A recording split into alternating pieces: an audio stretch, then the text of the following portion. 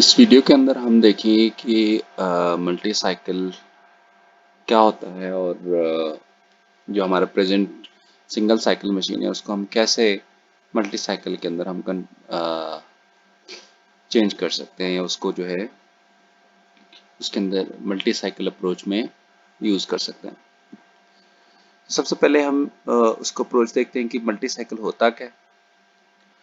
तो multi cycle में basically हम छोटे छोटे क्लॉक पल्सेस रखते हैं जिसकी मदद से यानी एक इंस्ट्रक्शन को हम छोटे छोटे क्लॉक पल्सेस की मदद से काम करने की कोशिश करते हैं। लेट्स से यानी आपका जो एक इंस्ट्रक्शन है उसको हम ब्रेक करते हैं कई सारे स्टेजेस के अंदर। अब ब्रेकिंग जो है उसकी अप्रोच ऐसी होनी चाहिए कि हर एक साइकिल के अंदर इक्वल अमाउंट ऑफ वर्क मिले, यानी जो टाइम है वो एफिशिएंटली इस्तेमाल हो। अगर 5 सेकंड को आपने एक एक सेकंड में तोड़ा है तो हर एक सेकंड में एक यूजफुल वर्क हो रहा हो और उसकी जो टाइम ऑफ कंप्लीशन है वो तकरीबन 1 सेकंड ही हो। और दूसरा जो है यहाँ पे जब आप ऐसा करोगे तो फंक्शनल यूनिट आपको जो है वो रेप्लिकेट करने नहीं पड़ेंगे, यानी उनकी ज़्यादा ज़रूरत नहीं पड़ेगी फंक्शनल यूनिट की। जैसे कि आपने देखा था कि हमें पीस प्रोग्राम काउंटर को इंक्रीमेंट करने के लिए एक एएलयू की ज़रूरत पड़ती है, एक ब्रांच कैलकुलेट करने के लिए हमें एएलयू की ज़रूरत पड़ती है। तो इस तरह के काफ़ी सारे जो फंक्शनल यूनिट हैं उसको हम अवॉइड कर सकते हैं यूजिंग मल्टी साइकिल अप्रोच। फिर उसके बाद हमारा जो है अगर हम उसको डेटा को स्टोर करना चाहते हैं तो उसको भी देखें तो हमें एक डाटा मेमोरी जो है एक इंस्ट्रक्शन मेमोरी रखनी पड़ती है और उसके बाद वो आगे जाके डाटा मेमोरी को एक और हमारे पास मेमोरी की रिक्वायरमेंट होती है जिसको हम डाटा मेमोरी कहते हैं। तो इन सब को जो है हम कम कर सकते हैं, लेकिन इसके अलावा हमें कुछ रजिस्टर की ज़रूरत पड़ेगी, क्योंकि जब एक साइकिल अपना काम कंप्लीट करेगा तो नेक्स्ट साइकिल के आने तक उस काम को स्टोर रखने के लिए हमें कुछ इनविजिबल प्रोग्रामर इनविजिबल रजिस्टर्स चाहिए। यानी प्रोग्रामर को वो चीज़ नज़र नहीं आएगी, आप उसको इस्तेमाल तो नहीं कर सकते लेकिन वो जो है वो वहाँ पे होगी ताकि टेम्परेरी स्टोरेज वहाँ पे हो सके, टेम्परेरी जो है डाटा को हम वहाँ पे स्टोर कर सकें अनटिल के आपकी नेक्स्ट क्लॉक पास आती है। तो इनको जो है देखते हैं कि हमारे पास टॉप लेवल जो इसका हाई लेवल व्यू है, ये हमारा मल्टी साइकिल का हाई लेवल व्यू है।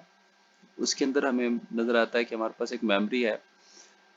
मेमोरी इसका मतलब हमारे पास पहले जो डाटा पाथ के अंदर दो मेमोरीज थी, अब एक मेमोरी है। और इसके अलावा आप देखते हैं कि हमारे पास एलयू या एडर्स 3 थे, अब सिर्फ एक है। हमें जो चीज़ नज़र आती है वह यहाँ पे हमारे पास इंस्ट्रक्शन जो है वो पहले इंस्ट्रक्शन रजिस्टर नहीं था, अब इंस्ट्रक्शन रजिस्टर है। मेमोरी डेटा रजिस्टर नहीं था, अब वो मेमोरी डेटा रजिस्टर है। और उसके साथ एक बस ए के साथ उन्होंने एक रजिस्टर लगाया है ए, बस बी के साथ एक रजिस्टर लगाया है बी, और एएलयू का डाटा स्टोर करने के लिए एएलयू का एएलयू आउट के नाम से एक रजिस्टर का उन्होंने इस्तेमाल किया। अब देखते हैं इसको इस्तेमाल कैसे करते हैं। हमारा जो गोल है वो ये है कि जो इंस्ट्रक्शन है उसको हम ऐसे उसको तोड़ें या उसको स्टेप्स में कन्वर्ट करें कि उन पे हर एक में इक्वल अमाउंट ऑफ वर्क हो। और दूसरा ये कि जो शेयरिंग ऑफ फंक्शनल यूनिट्स हैं वो ज़्यादा इफ़िशिएंटली हो। और तीसरी ये कि हमें जो डेटा स्टोर हो रहा है, ठीक है, जो यानी डेटा अभी निकल रहा है वो नेक्स्ट क्लॉक पल्स तक वो कहीं किसी जगह स्टोर रहे। तो इन सबको देखने डिज़ाइन गोल सेट करने के बाद ये जो है हमने जो हमारा इंस्ट्रक्शन है उसको 5 हिस्सों में तोड़ा है, यानी 5 डिफरेंट स्टेजेस से गुजरेगा। यानी इसका मतलब है कि जो एक क्लॉक पल्स में सिंगल साइकिल में कंप्लीट होता था वो इंस्ट्रक्शन अब 5 स्टेजेस से गुजरेगा। अब हो सकता है कुछ इंस्ट्रक्शन तीन तीन साइकिल्स में ही कंप्लीट हो जाए और कुछ इंस्ट्रक्शन हो सकता है 4 में हो जाए, हो सकता है कुछ 5 में हो जाए। तो अब हमारे पास एक वेरिएबल लेंथ के एक व्यू हमें मिलेगा। असल में वेरिएबल लेंथ नहीं होगी, लेकिन वेरिएबल लेंथ का हमें व्यू मिलेगा कि हाँ, वो जो 3 साइकिल में कंप्लीट हो रहा था उसको सिर्फ 3 साइकिल ही मिल रहे हैं, जो 4 साइकिल में कंप्लीट हो रहा था उसको 4 साइकिल ही मिल रहे हैं, और जो 5 साइकिल में कंप्लीट होना चाह रहा है यानी उसका जो मैक्सिमम लेंथ है वो 5 साइकिल है। तो सबसे पहले हम देखते हैं कि पहला जो इंस्ट्रक्शन है इंस्ट्रक्शन फेच और पीसी इंक्रीमेंट। ठीक है जी। इंस्ट्रक्शन फेच क्या होता है? इंस्ट्रक्शन फेच, आप जैसे कि आपको पहले से पता है कि इंस्ट्रक्शन फेच का मतलब है कि आप प्रोग्राम काउंटर से एक एड्रेस लेते हो और वहां से मेमोरी के पास जाके मेमोरी से इंस्ट्रक्शन को बाहर निकालते हो और प्रोग्राम काउंटर में उसमें इंक्रीमेंट हो जाती है। तो इसको जो पिक्टोरियल डायग्राम में इस तरह कुछ दिखाया गया है कि आप देखें प्रोग्राम काउंटर पहले अपने लिए एक एड रखता था, अब ये जो है, क्योंकि इस केस में अभी तक एएलयू इस्तेमाल नहीं होगा, तो इस एग्जिस्टिंग एएलयू को इस्तेमाल करता है। प्रोग्राम काउंटर एग्जिस्टिंग एएलयू को वैल्यू भेजता है और साथ में जो है डाटा भी भेजता है 4, और उन दोनों को ऐड करवा के अपने लिए प्रोग्राम काउंटर में दोबारा उसको सेव कर देता है। तो प्रोग्राम PC+4 का काम यहाँ पे हो रहा है, और साथ में इसका जो दूसरा काम है वो मेमोरी से जो इंस्ट्रक्शन है वो रिट्रीव करना है। तो मेमोरी से इंस्ट्रक्शन रिट्रीव होगा।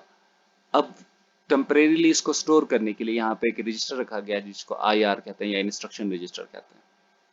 तो इंस्ट्रक्शन रजिस्टर के अंदर वो जो डेटा है वो जो इंस्ट्रक्शन है वो टेम्परेरीली स्टोर होगी until the next clock pulse. जब जैसे जैसे ही नेक्स्ट क्लॉक पल्स आएगी इस पर अगला प्रोसेस होगा, जो कि हमारा स्टेप 2 है, यानी डिकोड का स्टेज। डिकोड में क्या होता है जी? डिकोड में हम क्या करते हैं कि इंस्ट्रक्शन को पढ़ते हैं। इंस्ट्रक्शन को पढ़ने के बाद उनका जो रजिस्टर के वैल्यूज़ हैं वो देखते हैं कि रजिस्टर की वैल्यूज़ क्या हैं, RS क्या है, RT क्या है, और इस तरह ब्रांच अगर करनी है तो ब्रांच को कैलकुलेट करते हैं। तो अगर हम इसको फैक्टोरियल देखें तो हमें नज़र आता है कि रजिस्टर IR में से जो इंस्ट्रक्शन निकली है वो जा रही है जो रजिस्टर बैंक को। रजिस्टर बैंक से अब आप देखें तो यहाँ से जो RS है वो A पे डाटा भेज रहा है, RT है जो कि B पे डाटा भेज रहा है, और यहाँ पे देखें दूसरा ये कि A और B के पास साथ एक रजिस्टर है जो कि टेम्परेरीली नेक्स्ट क्लॉक पल्स तक के लिए ये डाटा को स्टोर रखेगा। तो ये प्रोग्रामर इनविजिबल रजिस्टर्स हैं जो कि स्टोरेज का काम कर रही हैं, तो स्टोर करेगा। और साथ में अगर कोई इसकी इमीडिएट वैल्यू वाली कोई इक्वेशन है तो इमीडिएट वैल्यू यहाँ से ट्रांसफ़र होके यहाँ पे जा रही है ALU को, वरना जो है ये टेम्परेरीली यहाँ पे डाटा स्टोर है। अगर ये सपोज करें कि ये हमारे पास अगर ब्रांच की इंस्ट्रक्शन है, तो ब्रांच की इंस्ट्रक्शन में देखें तो प्रोग्राम काउंटर की वैल्यू यहाँ से आ रही है। ठीक है जी। और प्रोग्राम काउंटर की वैल्यू के साथ अब यहाँ से हमारे पास वो जो ऑफसेट आ रही है, यानी प्रोग्राम काउंटर में हम क्या करते थे, जो टारगेट एड्रेस है उसको प्रोग्राम काउंटर की नेक्स्ट वैल्यू के साथ ऐड करते थे, और यहाँ से उसका ब्रांच कैलकुलेट हो रहा है जो कि ALU आउट में जाके टेम्परेरीली स्टोर हो रहा है। तो अब हमारे पास इस स्टेज के ऊपर क्या आ गया है, हमें पता है ऑपरेंड्स की वैल्यू का हमारे पास आ चुकी है, या फिर अगर ब्रांच की इंस्ट्रक्शन है तो ब्रांच इंस्ट्रक्शन हमारे पास आ चुकी है। नेक्स्ट स्टेप के अंदर हम एग्जीक्यूशन करेंगे, एग्जीक्यूशन ऑफ एड्रेस कंप्यूटेशन और ब्रांच कंप्लीशन, राइट। इसके अंदर हम क्या करते हैं कि 4-5 मुख्तलिफ इंस्ट्रक्शन के लिए 4-5 मुख्तलिफ परफॉर्मेंस होंगे।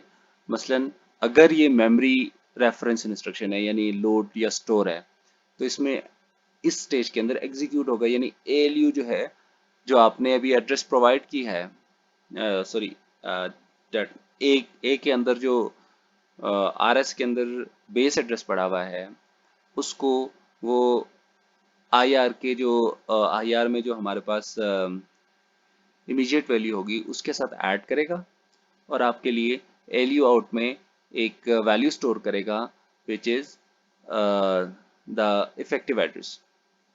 R टाइप के केस में जो भी ऑपरेशन परफॉर्म होना है A और B में हमारे पास R टाइप का डाटा पड़ा हुआ है, उन दोनों को ऑपरेशन उस पर परफॉर्म करेगा और ALU आउट में उसको स्टोर करेगा।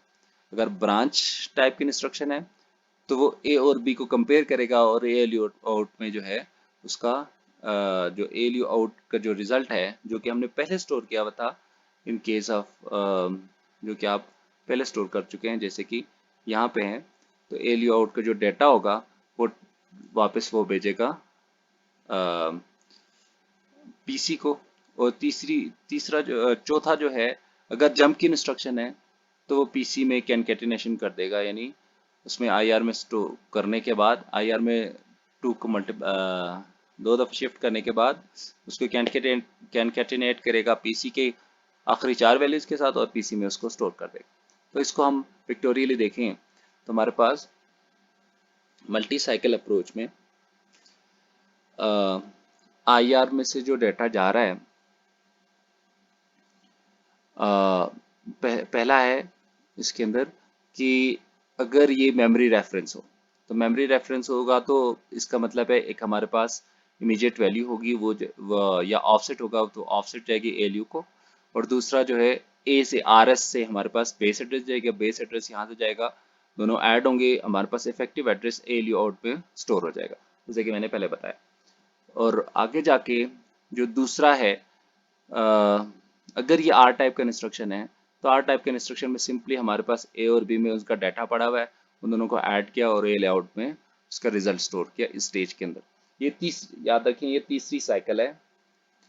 और जो नेक्स्ट है, अगर ब्रांच की इंस्ट्रक्शन है तो ब्रांच की इंस्ट्रक्शन में आप याद रखिएगा कि एलयू आउट में हम ब्रांच टारगेट एड्रेस को पहले सेव कर चुके हैं। तो अगर हमारा जो है वो ये एक्शन परफॉर्म हो, एलयू क्या करेगा उसमें कंपैरिजन करेगा, अगर 0 आता है तो फिर एलयू आउट का डाटा जो है वो पीसी में उसको लोड कर देगा, अदरवाइज वो पीसी जो है वो अपने प्रीवियस वैल्यू को मेंटेन रखेगी। और उसके बाद अगर जंप टाइप के इंस्ट्रक्शन है तो जंप टाइप में आपको पता है कि इसको रजिस्टर फाइल में तो नहीं जाता, तो ये जो है आईआर से डायरेक्ट वो 26 बिट का वैल्यू लेगा और उसको कैनकेटिनेट करेगा पीसी के वैल्यू के साथ और उसके बाद पीसी में दोबारा से उसको लोड कर देगा। अब इसके बाद हमारा जो है स्टेप शुरू होता है, दैट इज स्टेप नंबर 4। अब इसके अंदर आप देखें तो इसमें जो जंप की इंस्ट्रक्शन है वो कंप्लीट हो चुकी है। जंप की इंस्ट्रक्शन जो है उसमें प्रोग्राम काउंटर को करना था, इसका मतलब तीसरे स्टेप में जंप का इंस्ट्रक्शन कंप्लीट हो चुका है। और इसी तरह ब्रांच की इंस्ट्रक्शन भी तीसरे स्टेप में कंप्लीट हो चुकी है, क्योंकि ब्रांच की इंस्ट्रक्शन में अब आगे कुछ करने वाला है नहीं। और इसके अलावा अभी तक रिजल्ट जो है वो डेस्टिनेशन में नहीं पहुंचा आर टाइप के अंदर, और मेमोरी रेफरेंस के अंदर अभी तो मेमोरी के डाटा तक एक्सेस भी हमारा नहीं हुआ। तो अब जो नेक्स्ट स्टेप है वो 4 है, जिसमें मेमोरी एक्सेस होगी या आर टाइप की कंप्लीशन होगी। यानी मेमोरी एक्सेस का मतलब है कि अब हम जो हमने एड्रेस कैलकुलेट किया है पिछले स्टेप में उसको हम इस्तेमाल करते हुए मेमोरी से उसका डाटा रिट्रीव करेंगे या उस मेमोरी के लोकेशन पर डाटा रखेंगे। लोड के केस में वहां से डाटा हम रिसीव करेंगे और स्टोर के केस में वहां पे डाटा रखेंगे। आर टाइप के केस में एलयू आउट में उसका रिजल्ट पड़ा हुआ है, जस्ट उसको हमने रजिस्टर बैंक में जाके स्टोर करवाना है। तो इसको हम पिक्टोरियल अगर देखें तो हमें नजर आता है कि अगर MDR यानी एक रजिस्टर हम टेम्परेरी रजिस्टर रखा हुआ है जो कि नेक्स्ट स्टेप के लिए रिजल्ट को स्टोर करेगा, यानी अगर लोड की इंस्ट्रक्शन है तो ALU आउट में हमारे पास एड्रेस पड़ा हुआ है, उस एड्रेस को इफेक्टिव एड्रेस उस एड्रेस को लेके आके मेमोरी के एड्रेस बस पे देंगे। तो मेमोरी के एड्रेस बस पे देने के बाद वहां से हम मेमोरी रीड करेंगे तो उस एड्रेस से डाटा जो है MDR में शिफ्ट हो जाएगा। अच्छा, तो इसके अलावा जो है अगर ये स्टोर की इंस्ट्रक्शन है तो स्टोर की इंस्ट्रक्शन है तो वही प्रोसेस वही होगा कि आपको पास जो इफेक्टिव एड्रेस है वो मेमोरी के एड्रेस रजिस्टर पर जाएगा, लेकिन अब आप रीड के बजाय राइट करना चाहते हैं तो राइट कहाँ से करना चाहते हैं, तो बी बस से।